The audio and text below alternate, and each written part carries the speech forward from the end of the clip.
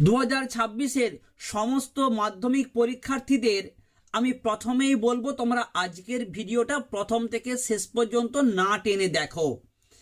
আজকে আমি তোমাদেরকে বেশ খুঁটিনাটি কিছু বিষয় জানাবো, যেই বিষয়গুলো তোমরা যদি খাতায় মেনটেন করতে পারো তোমরা সহজেই পরীক্ষকের মন জয় করতে পারবে। তোমাদেরকে আজকে আমি বলবো কিভাবে তোমরা এমসিকিউ প্রশ্নের উত্তর লিখবে, এসএকিউ প্রশ্নের উত্তর কিভাবে লিখতে হয়, 3 নম্বরের প্রশ্নের ক্ষেত্রে তোমরা কি করবে, 5 নম্বরের প্রশ্নের ক্ষেত্রে তোমরা কি কি বিষয়গুলোকে অবশ্যই জোর দেবে। এর পাশাপাশি প্রবন্ধ রচনা, সংলাপ, প্রতিবেদন বা বঙ্গানুবাদ কিভাবে লিখলে স্যারেরা খুশি হন, অভিজ্ঞতা থেকে তোমাদের সেই সমস্ত বিষয়গুলো তোমাদের জানাবো। কাজেই আজকের ভিডিওটা তুমি খুব কম সময়ের ভিডিও হবে, তুমি প্রথম থেকে শেষ পর্যন্ত দেখো, তোমার অনেক উপকারে আসবে। কারণ তুমি যদি খাতাকে সুন্দরভাবে প্রেজেন্ট করতে না পারো, তুমি যদি প্রথমেই খাতার প্রথম 2-3টা পেজ বেশ কাটাকুটি করে দাও, তাহলে কিন্তু পরীক্ষকের কাছে তুমি কিন্তু অনেকটাই পিছিয়ে যাবে নম্বর পাওয়ার ক্ষেত্রে। এই প্রসঙ্গেই তোমাদের জানিয়ে দিই, তোমাদের 2026 সাল থেকে উত্তরপত্র কিন্তু একটু মডিফাই হয়েছে, একটু পরিবর্তন হয়েছে।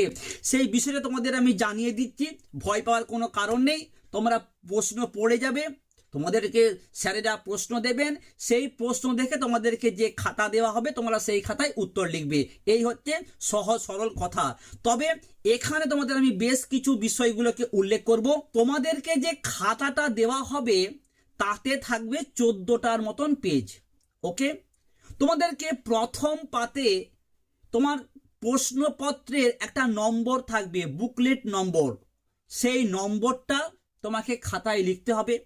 এর পাশাপাশি তোমার নাম, তোমার অ্যাডমিটেড রোল নম্বর এবং রেজিস্ট্রেশন নাম্বার, বিষয়, এই সমস্ত বিষয়গুলো তোমাকে উল্লেখ করতে হবে। আর প্রথম পেজে দেখবে বেশ কিছু ইনস্ট্রাকশন দেওয়া আছে, ওসব দেখার দরকার নেই, সময় নষ্ট। এবং তার পাশে দেখবে একটা রোল করে ছক করা আছে, তোমরা সেইটাই কিছু লিখবে না। ওইখানেতে পরীক্ষকরা যারা খাতা দেখবেন তাদের কাজ হচ্ছে ওইখানেতে। ওকে, ওই পেজটা যখন উল্টাবে ওর উল্টা পিঠেও তোমরা কোনো রকম কোনো কালির দাগ বসাবে না। ওখানেও কিন্তু তোমাদের কোনো ফাংশন নেই, তোমাদের কোনো কাজ নেই। ওখানেও যিনি পরীক্ষক তিনি প্রশ্নের দাগ নম্বর দিয়ে দিয়ে উত্তরগুলো সেখানে ইনপুট করবেন। ওকে, প্রথম 2টো পেজ হয়ে গেল। এইবার নেক্সট যে পেজটা আছে, অর্থাৎ ওই প্রথম পেজটাকে যদি আমরা ফোল্ড করে দিই, তারপর যে প্রথম পেজ তোমরা সেখান থেকে খাতা লেখা শুরু করবে। তোমাদেরকে আমি বলি, তোমরা প্রথমে অবশ্যই খাতার উপরের দিকটায় তোমরা অবশ্যই ভাঁজ করে স্কেল দিয়ে ভালো করে লাইন টানবে। বাঁ দিকে অবশ্যই তোমরা একটু বেশি করে মার্জিন দেবে এবং ডান দিকে তোমরা কম করে মার্জিন দেবে, এবং শেষের দিকে তোমরা মার্জিন দিতেও পারো নাও পারো। ওকে, তবে বাঁ দিকে একটু বেশি করে দেবে আর ডান দিকে একটু কম করে দেবে, ঠিক আছে? আর তোমরা অবশ্যই অবশ্যই এটা ভীষণ গুরুত্বপূর্ণ, তোমাদেরকে যে প্রথম খাতাটা দেওয়া হবে 14 পেজের খাতা, তারপর যখন তোমরা লুজ পেজগুলো নিবে সেখানে কিন্তু অবশ্যই তোমরা সিরিয়াল নম্বর দিয়ে রাখবে। তাহলে কি হবে, তোমার পরীক্ষার পর খাতাগুলোকে পর পর দিয়ে স্টেবলার করতে তোমার কিন্তু অনেক সুবিধা হবে, ঠিক আছে? কাজে সিরিয়াল নম্বরটা কিন্তু তোমরা অবশ্যই দিয়ে রাখবে। না হলে কি হয়, একটা প্রশ্নের উত্তরের পর যে অংশ তোমরা লিখো সেইটা কিন্তু যদি পরপর না থাকে সেখানে কিন্তু পরীক্ষকের খুব ডিস্টার্ব হয় এবং তুমি সঠিক উত্তরটা লেখা সত্ত্বেও তুমি কিন্তু নম্বর পাবে না। কাজেই ওই দাগ নম্বরটা ভীষণ গুরুত্বপূর্ণ তোমাদের জন্য। এরপরে আসি প্রশ্নপত্রে। তোমাদেরকে প্রথমেই তোমরা জানো বাংলার ক্ষেত্রে যে 17টা এমসিকিউ প্রশ্নের উত্তর লিখতে হয়। আমি তোমাদের প্রথমেই বলবো তোমরা অবশ্যই প্রথমে এমসিকিউ প্রশ্নগুলোর উত্তর দেবে। এমসিকিউ প্রশ্ন, এসএকিউ প্রশ্নকে বাদ দিয়ে একবারে শেষ পেজে তোমরা যাবে যে একটা প্রশ্নের উত্তর লিখবে, এমনটা করবে না। তোমরা প্রথমেই এমসিকিউ প্রশ্নের উত্তরগুলো করবে। এখানে তোমাদের আমি বলি, তোমাদের আছে 17টা এমসিকিউ প্রশ্ন, তোমাদের যদি মনে হয় যে আমি 12টা বা 14টা প্রশ্নের সঠিক উত্তর জানি, আমি এইগুলো ঠিক লিখতে পারবো, তোমরা ওই 12-14টা প্রশ্ন পরপর লিখে ফেলো, এই ক্ষেত্রে কোনো সমস্যা নেই। ওকে, যে 5 নম্বরটা একটু আগে বা 7 নম্বরটা লাস্টে গিয়ে লিখছি, এক্ষেত্রে তোমরা এটা করতে পারো। কিন্তু কিন্তু প্রথম পেজেতে তোমরা 5টা এমসিকিউ প্রশ্ন করলে, তারপর আবার এসএকিউ প্রশ্ন করলে, তারপর বড় প্রশ্ন করলে, লাস্টে মনে হলো যে এই প্রশ্নের উত্তরগুলো আমরা জানি, আবার গিয়ে তোমরা 5টা পৃষ্ঠার পর আবার এমসিকিউ কিছু প্রশ্ন করলে, এইভাবে তোমরা করবে না। এতে পরীক্ষক কিন্তু অসন্তুষ্ট হন, কারণ এই বছরের যে খাতা স্ট্রাকচারটা রয়েছে সেখানে কিন্তু সিরিয়াল নম্বর দিয়ে দিয়ে এগুলো ইনপুট করতে হবে। তোমরা অবশ্যই পর পর ওই 17টা প্রশ্নের উত্তর দেওয়ার চেষ্টা করবে। যেইগুলো তোমার মনে হবে সহজ, তুমি পারবে, সেই প্রশ্নগুলো তুমি আগে করো, তারপর বাকি প্রশ্নগুলো তুমি তারপরে করবে। ওকে, এইভাবেই তোমরা কিন্তু সমস্ত প্রশ্নের উত্তরগুলো লেখার চেষ্টা করবে। ঠিক আছে, এইবার আসছি তোমাদের, তোমরা এমসিকিউ প্রশ্নের উত্তর কিভাবে লিখবে।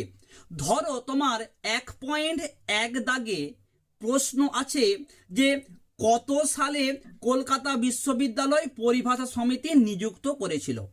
1.1 দাগে প্রশ্ন আছে, তোমার 4টে অপশন আছে। কয়ে বলল 1935, খয়ে বলল 1936, গতে বলল 1940, ঘয়ে বলল 1950।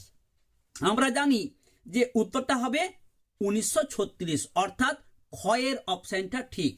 তোমরা উত্তর লিখবে, 1.1 দাগ দেবে, দিবার পর একটু হাইফেন দিবে, দিয়ে খয়ের দাগ দেবে, খয়ের দাগ দিয়ে অবশ্যই উত্তরটা উল্লেখ করবে 1936। অনেকে কি করে, শুধু খয়ের দাগ দিয়েই রেখে দেয় আর উত্তরটা লেখে না। এই ক্ষেত্রে যে সমস্যাটা হয়, যদি তোমাদের হাতের লেখা খারাপ হয়, যদি খ বা ক বা গ ঘ যদি পরীক্ষকের বুঝতে অসুবিধা হয়, সেক্ষেত্রে কিন্তু তুমি ঠিক লিখলেও স্যারেরা নম্বরটাকে কেটে দেবে। ওকে, কাজেই তোমরা ওই খয়ের দাগ দিয়ে 1936 সাল এইটুকু তোমরা উত্তর লিখবে, আর বাকি প্রশ্ন আছে তার লেখার কোনো প্রয়োজন নেই। এইবার তোমার যদি মনে হয় যে আমি স্যার প্রশ্নটা লিখব, অর্থাৎ কলকাতা বিশ্ববিদ্যালয় পরিভাষা সমিতি নিযুক্ত করেছিল খয়ের দাগ দিয়ে 1936, তুমি এইটা লিখলেও 1 নম্বর পাবে। আর আমি যেভাবে বললাম 1.1 দাগ দেবে, দিয়ে খয়ের দাগ দিয়ে 1936 সাল, এইটা লিখলেও তুমি 1 নম্বরই পাবে। ঠিক আছে, ক্লিয়ার হলো এমসিকিউ প্রশ্ন কিভাবে উত্তর লিখতে হয়। এরপরে আসবো এসএকিউ প্রশ্নের উত্তর কিভাবে লিখবে। এক্ষেত্রেও তোমাদের আমি বলবো, এসএকিউ প্রশ্নের উত্তর লেখার ক্ষেত্রে তোমাদের উৎস, কবির নাম বা লেখকের নাম বা প্রাবন্ধিকের নাম এসব লেখার কোনো দরকার নেই। তোমাদের 20টি বাক্যে উত্তর লিখতে হয়। তোমরা বইয়ের যে উদ্ধৃত অংশটাকে তোমরা যদি তুলে দিতে পারো, সেক্ষেত্রেই তোমরা 1 নম্বর পেয়ে যাবে। সম্পূর্ণ বাক্যে উত্তর লেখার কোনো দরকার নেই। তবে তোমরা চাইলে লিখতে পারো, এতে কোনো অসুবিধা নেই, কিন্তু না লিখলেও তুমি 1 নম্বর পাবে, আর লিখলেও তুমি 1 নম্বর পাবে। ঠিক আছে, এরপরে আসি তোমাদের 3 নম্বরের প্রশ্নের ক্ষেত্রে। তোমরা জানো কবিতা থেকে তোমাদের একটা আর গল্প থেকে তোমাদের একটা 3 মানের প্রশ্ন উত্তর লিখতে হয়। আমি তোমাদেরকে স্পেশালি বলবো যে যদি তোমরা নম্বর বেশি পেতে চাও, তাহলে যে সমস্ত প্রশ্নের ক্ষেত্রে নম্বরকে ভাগ করে দেওয়া হবে, যেমন ধরো 3 নম্বর 1+2, এইভাবে যে সমস্ত প্রশ্নগুলো হয়, তোমরা যদি সেই প্রশ্নগুলো লিখতে পারো, তাহলে তোমরা 3-এ 3 অতি সহজেই পেয়ে যাবে। আর যে সমস্ত প্রশ্নকে ডাইরেক্ট বলে দেওয়া থাকে এবং বলা হয় যে তার মান 3, সেটাও তোমরা যদি ভালো করে লিখো, সেক্ষেত্রেও 3-এ 3 পেতে পারো। তবে সেক্ষেত্রে তোমাকে লিখতে হবে ভালোভাবে, তোমার হাতের লেখা ভালো হতে হবে, বানান ভুল হওয়া চলবে না, তবেই তুমি কিন্তু 3-এ 3 পাবে। আর যে সমস্ত প্রশ্নতে নাম্বারগুলো বিভাজন করা থাকবে 1+2, সেক্ষেত্রে তুমি কিন্তু কম লিখে 3-এ 3 সহজেই পেতে পারবে। তবে এক্ষেত্রে তোমাদের আমি একটা স্পেশালি কথা বলবো, তোমরা যখন 3 নম্বরের প্রশ্ন লিখবে, অবশ্যই সেই গল্প এবং কবিতা, কবির নাম বা গল্পের লেখক অবশ্যই তোমরা কিন্তু উল্লেখ করে সেই প্রশ্নটার উত্তর দেবে। এমন নয় যে তোমাকে হয়তো 1 নম্বরে একটা প্রশ্ন করা হয়েছে, তুমি 1 নম্বরের প্রশ্নের উত্তরটা লিখে দিলে, তারপর প্যারা করে বক্স করে বাকি যে 2 নম্বরের প্রশ্ন আছে তুমি সেটা লিখছো, এমনটা কিন্তু করবে না।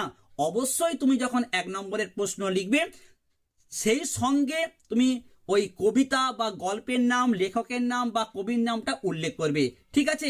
আর তুমি একটা উৎস বলে পয়েন্ট করেও তুমি কিন্তু লিখতে পারো, ঠিক আছে? তাহলে তুমি খুব 3-এ 3 পেয়ে যাবে। এইবারে বলি 5 নম্বর প্রশ্নের ক্ষেত্রেও আমি তোমাদের বলবো, 5 নম্বরের প্রশ্নের ক্ষেত্রেও যে সমস্ত প্রশ্নে নম্বরকে বিভাজন করা থাকবে 2+3, এই মার্কিংয়ে তুমি যদি প্রশ্নের উত্তর দাও তুমি কিন্তু খুব সহজেই 5-এ 5 পেয়ে যাবে। আর এক্ষেত্রে তোমাকে অবশ্যই যাই প্রশ্ন আসুক না কেন উৎস তোমাকে একটা পয়েন্ট করতে হবে, এবং পয়েন্ট করে তোমাকে কিন্তু সেই কবিতা বা গল্পের যে নাম, লেখক বা কবির নাম তোমাকে উল্লেখ করতে হবে। এই ক্ষেত্রে আমাদের বলি, গল্পের নাম বা কবিতার নাম যখন তোমরা লিখবে সেটাকে কিন্তু ইনভার্টেড কমার মধ্যে রাখবে, ওকে? আর কবির নাম, লেখকের নাম কোনোভাবেই যেন বানান ভুল না হয়। তোমার যদি গল্পের নাম বা কবিতার নাম লিখতে গিয়ে বানান ভুল হয়ে যায়, কবির নাম লিখতে গিয়ে বানান ভুল হয়ে যায়, সেখানে কিন্তু পরীক্ষক অসন্তুষ্ট হয়, সেক্ষেত্রে 5 পাওয়া একটু কঠিন হয়ে দাঁড়ায়। আর মূলত তোমাদের 5 নম্বরের যে প্রশ্নগুলো হয় ডাইরেক্ট, যে কারো হয়তো চরিত্র লিখতে বলা হয়, আমি তোমাদেরকে অবশ্যই বলবো যখন তোমরা চরিত্র লিখবে খুব সুন্দর করে অন্ততপক্ষে 5-6টা পয়েন্ট করে লেখার চেষ্টা করবে, তাহলে তোমরা খুব সহজেই 5-এ 5 পেয়ে যাবে। এরপর তোমাদের বলি প্রবন্ধ রচনা কিভাবে লিখবে। প্রবন্ধ রচনার ক্ষেত্রেও তোমাদেরকে আমি এর আগের একটা ভিডিওতে তোমাদের যখন সাজেশন আমি দিয়েছি সেখানে তোমাদেরকে জানিয়েছি যে প্রবন্ধ তোমরা লিখবে উৎস, ভূমিকা, মাঝে অবশ্যই 7-8টা পয়েন্ট করবে, সেই পয়েন্টে কোটেশন দেবে, এবং প্রথমে কোনো মনীষীর বাণী বা কবিতার লাইন হাইফেন দিয়ে সেই মনীষীর নাম বা কবির নাম দিয়ে তোমরা যদি শুরু করতে পারো তাহলে স্যারের তোমরা সহজে হৃদয়কে স্পর্শ করতে পারবে, সেক্ষেত্রে 10-এ 10-এর জন্য তোমরা অনেকটাই এগিয়ে যাবে। আর একটা বিষয় তোমাদের আমি এখানে উল্লেখ করি, এটা তোমাদের ভীষণভাবে মেনটেন করা উচিত। ধরো তুমি একটা প্রশ্ন লিখছো, ঠিক আছে? তুমি একটা প্রশ্ন লিখলে, লেখার পর তোমাদের হয়তো অর্ধেকের বেশি উত্তরটা লেখা হয়ে গেছে, সামান্য শেষের দিকে সামান্য হয়তো এতটার মতো অংশ রয়েছে, তোমরা সেই জায়গাটায় উত্তর লেখার আর চেষ্টা করো না। পরের পাতে গিয়ে তোমরা দাগ নম্বর দিয়ে 3 নম্বরের প্রশ্ন বা 5 নম্বরের প্রশ্ন লেখা শুরু করো, ওইটুকু জায়গা ফাঁকা থাক, কোনো সমস্যা নেই। আর যদি অর্ধেকটা থাকে সেখানে তুমি অবশ্যই পাতাকে না ছেড়ে দিয়ে সেখান থেকে প্রশ্ন লেখা শুরু করবে, ঠিক আছে? সবসময় চেষ্টা করবে একটা পূর্ণ পাতার তোমরা উত্তর লেখা শুরু করতে। তবে এমন নয় যে অর্ধেকটা লিখেছি লিখে সেই পেজটাকে পুরো বাদ দিয়ে দেব, সেক্ষেত্রে কিন্তু হিতে বিপরীত হয়, স্যার কিন্তু এতে খুব অসন্তুষ্ট হন। তোমরা এই বিষয়গুলো অবশ্যই একটু মেনটেন করবে। বঙ্গানুবাদ খুব সহজেই কিন্তু নম্বর পাওয়া যায়। বঙ্গানুবাদ মূলত তোমাদের 4টা সেন্টেন্সে লিখতে বলা হয়, তোমরা চেষ্টা করবে এই 4টা সেন্টেন্সকে যদি ভাগ করে লেখা যায় তাহলে কিন্তু তোমরা খুব সহজেই 4-এ 4 তোমরা পেয়ে যাবে, ঠিক আছে? যে যে বিষয়গুলোতে পরীক্ষক খুশি হয় সেই সমস্ত তথ্যগুলো তোমাদেরকে জানালাম। আশা করব তোমরা যদি এইভাবে পরীক্ষার খাতায় তোমরা উত্তরপত্র লেখো তোমরা কিন্তু নম্বর পাওয়ার ক্ষেত্রে অনেকটা এগিয়ে যাবে, এবং তার থেকেও বড় কথা তোমার খাতা যদি স্যারেরা দেখে ইমপ্রেস হয় সেক্ষেত্রে কিন্তু নম্বরটা অটোমেটিক বসে যায়, ঠিক আছে? তোমরা এই জিনিসগুলোকে মেনটেন করো, স্যারেরা এতে কিন্তু খুব খুশি হন। তোমাদের এই সংক্রান্ত যদি কোনো প্রশ্ন থাকে অবশ্যই কমেন্ট করো, আমি উত্তর দেব। সকলের জন্য রইল অনেক অনেক শুভেচ্ছা।